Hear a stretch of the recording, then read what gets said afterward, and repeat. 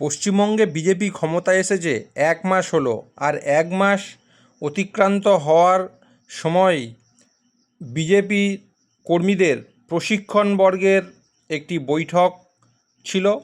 এটা প্রত্যেক বছর এই বৈঠকটা হয়। বিজেপি ক্ষমতায় এসেছে বলে এই বৈঠক তা কিন্তু নয়।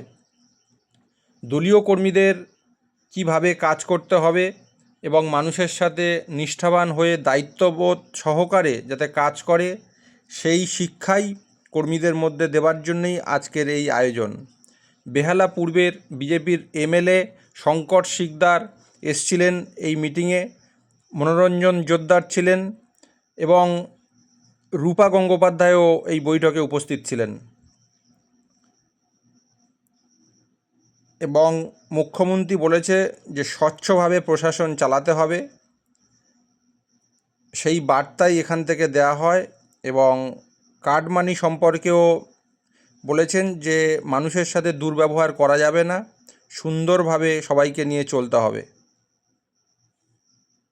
তো 1 মাস হয়েছে, মানে কি জন্য আজকে এইরকম একটা কর্মসূচির প্রয়োজন?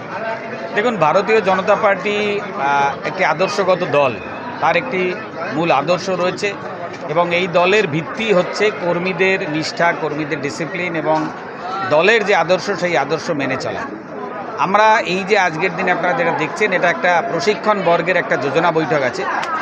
ভারতীয় জনতা পার্টিতে প্রশিক্ষণ বর্গ প্রতি বছরে হয়, এটা রুটিন মাফিক। এটা আজকে ভোটে জেতার পরে হচ্ছে এরকম বিষয় নেই, এটা রুটিন মাফিক।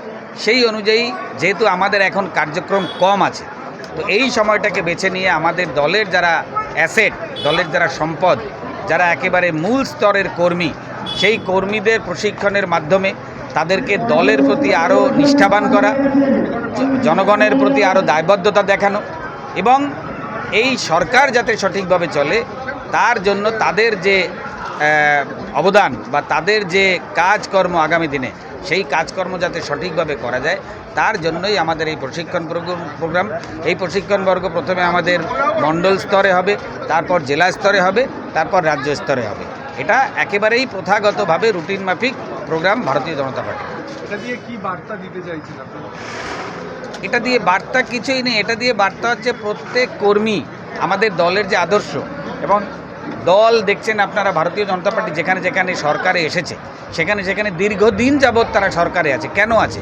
কারণ এই দলের একটি আদর্শ আছে। এই দল তো এরকম নয় যে লুটে পুটে খাওয়া দল। গত 15 বছরে যারা ছিল, আজকে হঠাৎ করে দলটা হেরে যাওয়ার পরে সেই দলটার আর কোনো অস্তিত্ব নেই। কেন নেই? বিকজ ওই দলের আদর্শ একটাই ছিল, সেটা তো কাটমানি। ভারতীয় জনতা পার্টি এরকম নয়। ভারতীয় জনতা পার্টি 2021-এ লড়েছে, ভারতীয় জনতা পার্টি 2021-এ মার খেয়েছে, কর্মীরা মার খেয়েছে, উঠে দাঁড়িয়েছে, লড়াই করেছে, 2026-এ ক্ষমতায় এসেছে, সরকারে এসেছে। এটাই ভারতীয় জনতা পার্টি। আর এই কারণের জন্যই এই যে প্রশিক্ষণ বর্গ, সেই প্রশিক্ষণ বর্গের মাধ্যমে কর্মীদেরকে আরও দলের প্রতি দায়বদ্ধতা, দেশের প্রতি দায়বদ্ধতা, এগুলোই শেখানো হয়। সোনাপুরে কাউন্সিলর সহ রাজ্যের সর্বত্রই তৃণমূলের মানে দলীয় নেতারা অ্যারেস্ট হচ্ছে, এটা নিয়ে কী বলবেন? গত 15 বছরে তারা যা করেছে তাতে প্রত্যেকেই অ্যারেস্ট হবে। কারণ সেই সময় ভয় ছিল, মানুষ এফআইআর করতে পারেনি, পুলিশ এফআইআর নেয়নি। এখন সেই ভয় আউট, ভরসা ইন।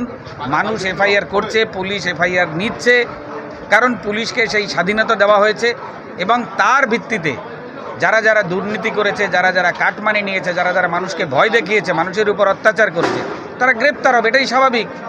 আমাদের মুখ্যমন্ত্রী বলেছেন যেভাবে গ্রেপ্তার হচ্ছে আগামী দিনে ব্রিগেডে না হয় জেল করতে হলো, এবং সেটা হয়তোবা হতেও পারে। দেখতে থাকুন আপনারা, আর এই কাজগুলো চলতেও থাকবে। কিন্তু পশ্চিমবাংলাকে যারা কাটমানির সঙ্গে যুক্ত, পশ্চিমবাংলায় যারা দুর্নীতি করেছে, তাদেরকে কোনোভাবে রেহাই দেওয়া হবে না। এটা আমাদের মাননীয় মুখ্যমন্ত্রী বিভিন্ন সময় বিভিন্নভাবে বলে দিয়েছেন। সন্ধ্যাবেলা অভিষেককে সিআইডিতে তলব করেছে, এটা নিয়ে কী বলবেন? অভিষেকবাবু বিগত দিনে সোনার চামচ মুখে দিয়ে এসে পার্টিতে জয়েন করে তিনি দলের সেকেন্ড ইন কমান্ড হয়ে যেভাবে দলের এই তার যে কর্মী, সেই কর্মীদের মাধ্যমে তিনি যেভাবে টাকা তুলেছেন, ভয় দেখিয়েছেন, এবং শুধু সেখানে নয়, প্রশাসনের লক্ষ্যে পর্যন্ত তিনি দাবিয়ে রেখেছেন। তো তার জন্য এবং যে হাজার হাজার কোটি টাকার অ্যাসেট আজকে হয়েছে, সেটা কোথা থেকে এসেছে? এতদিনে প্রশাসন তার বিরুদ্ধে কোনো অ্যাকশন নিতে পারতো না, কারণ প্রশাসনের উপরে চাপ ছিল। আজকে তো সেই চাপ নেই। তাকে তারা সরকার থাকাকালীনও তাকে বিভিন্ন সময়ে বিভিন্ন নোটিশ দেওয়া হয়েছে, যায়নি। এবার তো যেতে হবে, এবার তো রাস্তা নেই, যেতে হবে। আর ফলাফলও ভুগতে হবে। চিন্তা করবেন না, ডিম থেরাপি ওনার উপরে একবার হয়েছে, আবার হবে।